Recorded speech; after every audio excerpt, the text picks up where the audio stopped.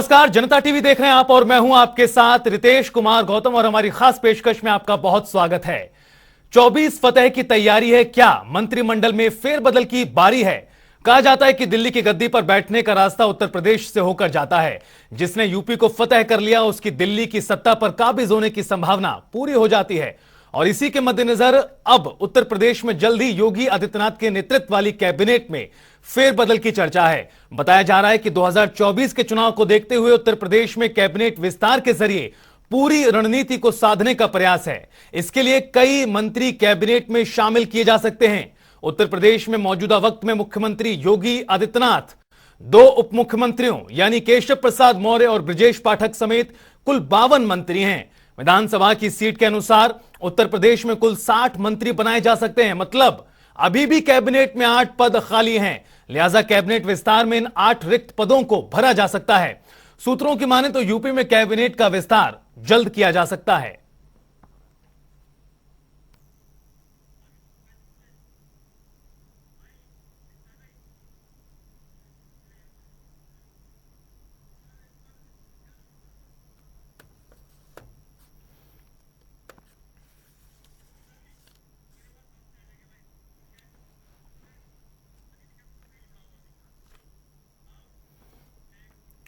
तो सवाल बेहद महत्वपूर्ण है और काफी ज्यादा महत्वपूर्ण इस लिहाज से भी चूंकि 24 के चुनाव बहुत नजदीक है। और हमारे साथ इस विषय पर चर्चा के लिए 3 खास मेहमान जुड़ गए हैं। उनसे आपका परिचय करा दें। अनिल के अंकुर जी हमारे साथ, state bureau head UP Sapa विधायक रविदास मेहरोत्रा जी हैं और अशोक पांडे हैं, प्रवक्ता भारतीय जनता पार्टी की ओर से। अशोक पांडे जी, शुरुआत आप ही के साथ करना चाहेंगे। उत्तर प्रदेश में काफी बोलबाला है भारतीय जनता पार्टी का। निकाय के परिणाम आए, 17 के 17 मेयर आपके बन गए, सब कुछ बढ़िया चल रहा है। लेकिन अचानक से चर्चाएं आ गई हैं कि मंत्रिमंडल में फेरबदल हो सकता है। क्या माना जाए, क्यों आखिर ये कदम उठाया जा सकता है? 24 फतह की तैयारी है या फिर जो रूठ गए हैं, चूंकि चर्चाएं इस तरह की हैं, कई रूठे हैं, उनको भी मनाया जा सकता है इसके जरिए? देखिए, ऐसा है कि मंत्रिमंडल में विस्तार करना, मंत्रिमंडल का विकास करना, ये किसी के हाथ में और लगातार होता हुआ, किसी से डर के नहीं, कोई नाराज नहीं और कोई राजनीति नहीं। 61 मंत्री तक बनाना है तो ये तय है। बहुत दिनों से चर्चा हो रही थी और ये है कि मंत्रिमंडल का विस्तार होगा। ये सामान्य सी प्रक्रिया है, कोई नाराज नहीं और कहीं कोई राजनीति नहीं। आप कह रहे हैं कि कोई नाराजगी नहीं है, कोई टेंशन की बात नहीं है, अधिकार क्षेत्र का मामला है और हम मंत्रिमंडल विस्तार करने जा रहे हैं। लेकिन एक और सवाल है, उसके बाद मैं रविदास जी के पास जाऊंगा। सवाल यह कि जनवरी के महीने में भी इस तरह की चर्चाएं आई थी, लेकिन इस बार क्यों यह महत्वपूर्ण माना जा रहा है? दावा यह किया जा रहा है कि अगले महीने ही मंत्रिमंडल विस्तार हो सकता है। क्या जानकारी है आपको? चूंकि 8 सीट अभी भी खाली हैं, क्या नए शामिल होंगे, पुरानों की छुट्टी हो सकती है? देखिए, चुनाव में जिस ढंग से सभी लोग एक कार्यकर्ता की भांति लगे थे और जिस तरह से नगर निगम के चुनाव में हमने परचम लहराया है, 2 विधानसभा का चुनाव हुआ, हमारा सहयोगी दल जीता। उत्तर प्रदेश में कोई दिक्कत नहीं है। ये सामान्य सी प्रक्रिया है मंत्रिमंडल का विस्तार, और कुछ नहीं है। बल्कि हम संगठन को मजबूत कर रहे हैं।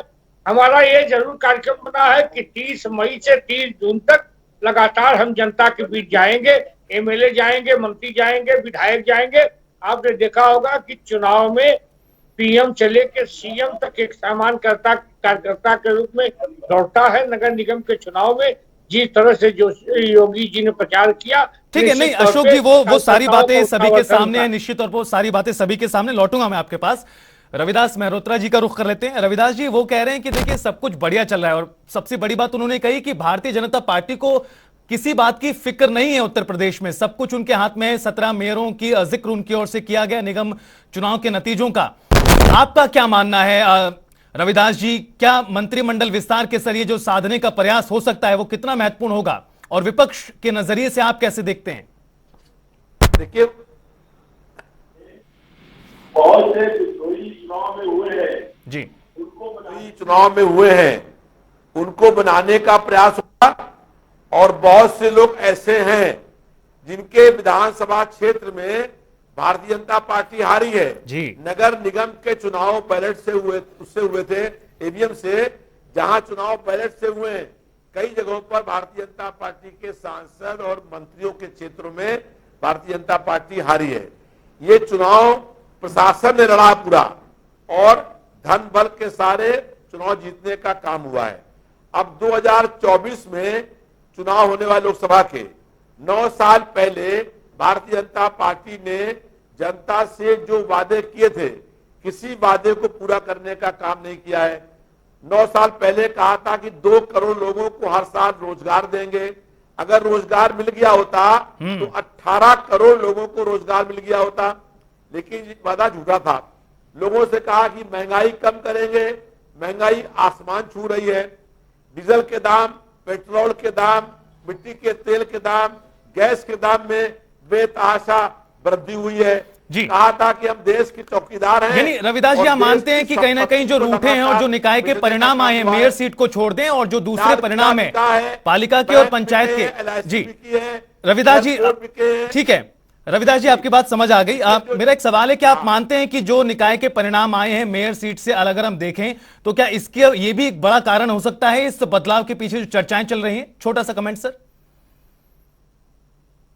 देखिए, हम लोग लगातार ये मांग कर रहे हैं कि ईवीएम के स्थान पर चुनाव बैलेट से हो। नहीं सर, इस पर चर्चा किसी और दिन निश्चित तौर पर करेंगे कि बैलेट से चुनाव हो या फिर ईवीएम से चुनाव हो। मैं लौटूंगा आपके पास। अच्छा। हमारे साथ स्टेट ब्यूरो हेड अनिल के अंकुर जी भी जुड़े हुए हैं। मैं आता हूं अशोक जी आपके पास। अनिल के अंकुर जी, देखिए मेरा पहला सवाल यही था अशोक जी से कि जो ये परिवर्तन की चर्चाएं चल रही काफी महत्वपूर्ण माना जाएगा, क्योंकि 24 के चुनाव बहुत नजदीक हैं। हालांकि अशोक जी कह रहे हैं कि कोई भी घबराने की बात नहीं है, लेकिन रविदास जी का साफ तौर पर कहना है कि जो नतीजे आए हैं और खासतौर पर पालिका परिषद और पंचायत के, उससे कहीं ना कहीं घबराहट है और यही कारण है। कोई काम नहीं किया, इस वजह से भी इसके जरिए साधने का प्रयास हो सकता है। आपकी क्या रीडिंग है? क्या आखिर ऐसे कारण हो सकते हैं इस बदलाव के पीछे? देखिए, सबसे बड़ी बात है कि सरकार जो है लगातार लंबे समय से ये देखा जाता है कि एक समय अवधि के बाद अपने मंत्रिमंडल को या तो विस्तार करती है या कटौती करती है। जो लोग काम नहीं करते हैं उनको हटा देती है, जो लोग अपेक्षाओं पे नहीं खड़े उतरते हैं उनको या तो हटा देती है या उनके पर कटा देती है। तो ऐसे अभी सरकार बने हुए 1 साल के तकरीबन हुआ है और हम ये कह सकते हैं कि सरकार में परिवर्तन तो होने की संभावना काफी प्रबल मानी जा रही है और तमाम मंत्रियों जिनको अलग अलग जिम्मेदारी दी गई थी उनको आकलन कराया जा रहा है। बकायदा सरकार के मुख्यमंत्री का जो नवरत्न है, उन नवरत्न उस बात को तलाश रहे हैं कि किस मंत्री ने क्या परफॉर्मेंस किया है, उनका परफॉर्मेंस जो उनके टारगेट थे वो टारगेट कितने अचीव हुए हैं और वो जनता से कितने मिल रहे हैं और जनता की समस्याएं कितना हल कर रहे हैं। इन सारे बिंदुओं को अलग अलग बिंदुवार टारगेट दिए गए थे और उन्हीं पर अध्ययन किया जा रहा है। उसका बकायदा एक चार्ट तैयार किया जा रहा है। उस चार्ट के अनुरूप ये देखा जाएगा कि किन मंत्रियों का रुका जाए और किन मंत्रियों को नमस्कार किया जाए। तो अभी फाइनल नहीं है, लेकिन ये तय है कि बहुत ही जल्दी विस्तार होगा। उसमें तमाम वो नए चेहरे भी शामिल हो सकते हैं जो जिनसे सरकार बनने के पहले भाजपा के शीर्ष ने इस बात को वादा किया था कि हम उनको मौका देंगे, सरकार में मौका देंगे और उनको मौका नहीं मिल पाया। अब सवाल सबसे बड़ा ये है कि जो लोग हैं जो लोग लाइन में लगे हुए हैं, जो अभी मंत्रिमंडल में शामिल होने की लाइन में लगे हुए हैं, वो लोग कितने प्रभावशाली होते हैं अपनी बात यहाँ तक पहुंचाने में, और सरकार किन लोगों को हटाने की तैयारी कर रही है और जिनका परफॉर्मेंस अच्छा नहीं है उनको किनारे करेगी। अब ये देखने की बात है कि उनको कौन कौन शामिल होते हैं, लेकिन अभी इस पर मतलब सबके नाम फाइनल करना तो जो जल्दबाजी होगी। अनिल के कुछ एक छोटा सा सवाल शुरू होगा ये तय। जी सर, एक छोटा सा सवाल और, चूंकि निकाय चुनाव के परिणाम आए हैं, हालांकि मेयर सीट पर सभी पर भाजपा का कब्जा हुआ है, लेकिन नगर पालिका की बात करें, नगर पंचायत की बात करें, उसमें कुछ ऐसी सीट्स थी जहां पर जो सांसद थे उनके क्षेत्र में भारतीय जनता पार्टी को हार का मुंह देखना पड़ा। क्या ये बड़ी वजह हो सकती है अगर कुछ बदलाव होता है? क्या इसका भी आकलन हो सकता है? आप बिल्कुल सही कह रहे हो रितेश साहब कि जिस तरीके से आकलन के जो मापदंड है उनमें सारे पहलुओं को देखा जा रहा है कि अगर आप मंत्री हैं, सांसद हैं और आपके क्षेत्र में ही वोट कम पड़े हैं। वैसे हम आपको बता दें सबसे बड़ी बात कि 1995 जब 1995 से लगातार जो अर्बन एरिया के जो इलेक्शन हो रहे हैं नगर निगम नगर निकाय में, तो जब उसमें शुरुआत से 85% सीटें भारतीय जनता पार्टी के कब्जे में रहती थी जितने भी नगर निगम थी।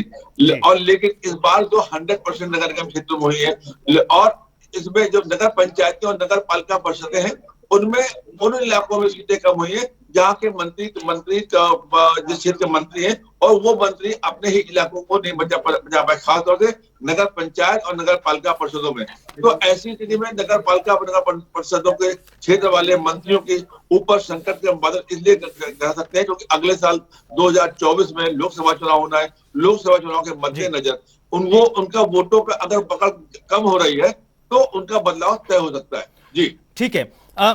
देखिए अशोक जी, आपने सुना साफ तौर पर रविदास जी की ओर से भी सवाल उठाए गए हैं कि कुछ दिखाने के लिए नहीं है, ये रास्ता हो सकता है ध्यान भटकाने के लिए। दूसरी तरफ जो निकाय के परिणाम है उसमें कुछ जगहों पर भाजपा जीती है, कुछ जगहों पर हार भी हुई है जहां पर वो मजबूत थी। क्या आप मानते हैं कि कहीं ना कहीं एक बड़ी वजह आपके पास है ताकि जो नुकसान हुआ है उसको कहीं ना कहीं समय रहते भरपाई की जा सके, चूंकि ये सवाल विपक्ष की ओर से भी लगातार उठाया जा रहा है? देखिए, आपको बता दें कि जहां हम कहीं हारे हैं तो उसकी हम समीक्षा करते हैं और निश्चित तौर पे फिर अच्छा करते हैं। मेरा ये मानना है मंत्रिमंडल के विस्तार से इससे कोई मतलब नहीं है। ठीक है। और जरा रविदास जी बताएंगे कि राम गोपाल यादव जी के मोहल्ले में सपा हार गई है, शिवपाल जी के यहाँ सपा हार गई है, तो लोग क्या करेंगे? मेरा ये मानना है डेमोक्रेसी में हार जीत लगी रहती है, हार की हम समीक्षा करते हैं, इसमें कोई दो राय नहीं है। लेकिन मंत्रिमंडल के विस्तार से इससे कोई मतलब नहीं है। हम लोग उत्तर प्रदेश में 3 जगह झाड़ू लगा रहे थे, एक झाड़ू गुंडई पे लगा रहे थे, दूसरी गली में लगा रहे थे। उसका परिणाम हुआ कि विपक्षियों पर झाड़ू लग गया है, जीरो है। योगी जी हीरो बन के उभरे हैं और निश्चित तौर पे आपको बता दें कि उत्तर प्रदेश में 80 की 80 सीटें हमारा जीत का लक्ष्य है, हम जीतेंगे। हम तो यहाँ तक समीक्षा कर रहे थे जहाँ हमारी एमपी के चुनाव में कम वोट आया है उस पर हम लगातार काम कर रहे थे, जहाँ हम हारे हैं उस पर हम काम कर रहे थे। बल्कि हम दावे के साथ कह सकते हैं कि इस बार रायबरेली भी हम जीतेंगे, आपके माध्यम से हम कहना चाहते हैं। ठीक है, रायबरेली भी जीतेंगे, 80 की 80 सीटों पर बीजेपी जीतने वाली है। रविदास जी, सुना आपने, वो कह रहे हैं कि हमारा तो रास्ता बिल्कुल तय है, लक्ष्य तय है, और इन बदलाव का जिस तरह से चर्चाएं चल रही है मंत्रिमंडल में फेरबदल की, उनका लेना देना कोई भी नहीं निकाय के परिणामों से। देखिए, ये सत्ता का अहंकार बोल रहा है। ये जो सीटें कह रहे हैं जीतेंगे, ये प्रशासन के दम पर सत्ता का अहंकार है। पूरे उत्तर प्रदेश के अंदर जो है भारतीय जनता पार्टी के खिलाफ जन आक्रोश भड़का हुआ है। ये प्रशासन के तंत्र पर चुनाव जीतने का काम हुआ है। वोटर लिस्ट में बहुत बड़ी संख्या में मतदाताओं के नाम काटे गए। जितने लोगों ने वोट डाले हैं उससे अधिक लोग वोट डालने से वंचित कर दिए गए। अगर मतदान के दिन आप कहीं घूम रहे होंगे तो आपने देखा होगा कि बड़ी संख्या में लोग लौट रहे थे, और जब लौट रहे थे जिनका वोट नहीं पड़ा था, हम लोगों ने उनसे पूछा कि अगर आपका लिस्ट पे नाम होता तो किसको वोट देते, तो सब लोगों ने कहा कि हम साइकिल वोट देते। नहीं रविदास जी, वो नतीजे सबके सामने है। नहीं, हमारा सवाल ये रविदास जी नतीजे सबके सामने। हमारा सवाल ये है कि क्या जो चर्चाएं चल रही मंत्रिमंडल में फेरबदल की, उससे लगता है कि आपको अगर वो होता भी तो कोई फर्क पड़ेगा सियासत पर? देखिए, भारतीय जनता पार्टी के कई मंत्रियों पर भ्रष्टाचार के आरोप हैं जी, और मुख्यमंत्री को जी को मालूम है कि कई मंत्री भ्रष्टाचार में लिप्त हैं, तो संभावना है कि उन लोगों को हटाया जाएगा। दूसरी बात, बहुत बड़ी संख्या में लोग भारतीय जनता पार्टी के जो नेता है वो नाराज हैं, तो उनको संतुष्ट करने के लिए मंत्रिमंडल में विस्तार किया जाएगा जी। तीसरी बात यह है, टिप्पणी ले लेते हैं एक बार आपके इस कमेंट पर, अशोक जी की टिप्पणी ले लेते हैं, उसके बाद में अनिल जी के पास चलूंगा। देखिए, क्या नाम है अशोक जी, साफ तौर पर वो कह रहे हैं कि नाराजगी है, आप चाहे माने उसे ना माने, कुछ भ्रष्टाचार के आरोप लगा रहे हैं वो आपके कुछ नेताओं पर। वो कह रहे हैं कि जो नाराजगी है उससे कोई फर्क पड़ेगा नहीं, चाहे आप मंत्रिमंडल में फेरबदल भी कर लें। छोटा सा कमेंट आपका। देखिए, हमारे दल के बारे में उनको कुछ ज्यादा जानकारी हो गई है। मेरा ये मानना है, एक दिन चुनाव प्रचार में अखिलेश जी निकले थे और प्रदेश में सपा का परचम लहरा थे। जब यहाँ चुनाव हो रहा था तो उनका प्रभाव वहां दिखाई दे रहा था कर्नाटक में, वहां प्रचार में चले गए। और ये अलग बात है कि हार का इनके पास करारा जवाब है, हार का, कि ईवीएम हैक कर ली गई, जनता को मार के भगा दिया गया। मेरा ये मानना है कि ये स्वयं समीक्षा करे कि राम गोपाल यादव के मोहल्ले में सपा क्यों हारी, शिवपाल जी के मोहल्ले में सपा क्यों हारी। समीक्षा करेंगे तो अपने आप सही हो जाएगा इनका। और हम लोगों का तो निश्चित तौर पे हम सबका साथ सबका विकास वाले हैं। हमने उत्तर प्रदेश में गुंडई खत्म की है, उत्तर प्रदेश में अपराध का राजनीतिकरण इन लोगों ने कर दिया था। उत्तर प्रदेश में अतीक अहमद के कुत्ते से हाथ मिलाते थे मुख्यमंत्री जी, आज अपराधी कुत्ते की तरफ भाग रहा है। ये दिक्कत जनता देख रही है। हम खाली भाषण नहीं कर रहे हैं, हम काम भी कर रहे हैं। रविदास जी, जवाब आपका। देखिए, पूरे प्रदेश में गुंडा माफिया जंगल राज कायम है। पुलिस की कस्टडी में जो है, न्यायिक हिरासत के अंदर जो है अपराधी हत्या कर रहे हैं और अपराधियों पर पुलिस ने कोई फायरिंग करने का काम नहीं किया। तो पूरे उत्तर प्रदेश में जंगल राज कायम हो गया। कहीं कोई बहन और बेटी सुरक्षित नहीं है, व्यापारी दुकान में सुरक्षित नहीं है, और मंत्रियों की गाड़ी में अपराधी घूम रहे हैं, और जो अपराधियों को पुलिस तलाश कर रही है वो मंत्रियों की गाड़ी में घूम रहे हैं। तो पूरे प्रदेश में कानून व्यवस्था खत्म हो गया है। जनता त्राही कर रही है। ये आरोप और प्रत्यारोप तो लगातार जारी है, लंबे समय से जारी है और आगे भी जारी रहेंगे। रविदास जी और अशोक जी, अनिल के अंकुर जी, आपसे समझना यहां पर ये चाहेंगे, क्योंकि जिस तरह से राजनीतिक माहौल अब बदल रहा है, सामने हमारे विपक्ष है जो लगातार आपसी गठबंधन की कयास तो होते हैं, लेकिन वहां पर कोई साफ तस्वीर अभी दिखाई नहीं दे रही। कांग्रेस, सपा, रालोद होगा क्या, किसी को नहीं पता। दूसरी तरफ भारतीय जनता पार्टी का दावा है कि इस बार हम 80 के 80 पर जीत हासिल करेंगे। जो मौजूदा परिस्थितियां हैं और जो बदलते समीकरण हैं, आपका क्या मानना है, जो परिवर्तन होगा या होने वाला है, उसमें किस तरह से जातीय और क्षेत्रीय समीकरण को साधा जाएगा? देखिए रितेश, पहले तो मैं अशोक पांडे जी के एक सवाल का जवाब देना चाहूंगा, जिसमें रविदास मेहता जी ने भी आपत्ति की थी। मैं एक बात तो सहमत हूं अशोक पांडे जी की, जिसमें उन्होंने कहा कि समाजवादी पार्टी ने लंबे समय तक अपराधियों को संरक्षण दिया। ये बात सही भी है किसी हद तक, लेकिन भारतीय जनता पार्टी उससे कहीं अछूती नहीं है। आज के समय में या लंबे समय से इसको भी देखिए जाए, ये कहते हैं कि हम पाक साफ है, इसमें भी नहीं कहा जा सकता।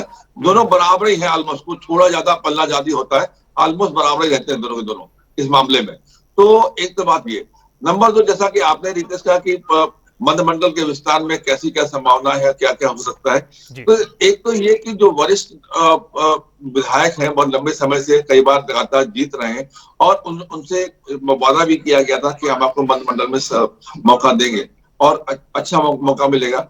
और इसी के साथ ही साथ एक ग्रेडिंग बनाई गई थी। एक भारतीय जनता पार्टी ने जब सरकार का गठन हुआ था तो योगी आदित्यनाथ ने कार्यशैली की कि आपको किन किन चीजों को कैसे कैसे देखना है, इसका मापदंड तय किए। अब उन्हीं मापदंडों के आधार पर ये देखा जाएगा कि कौन कौन मंत्री से हमें अलग हो जाना है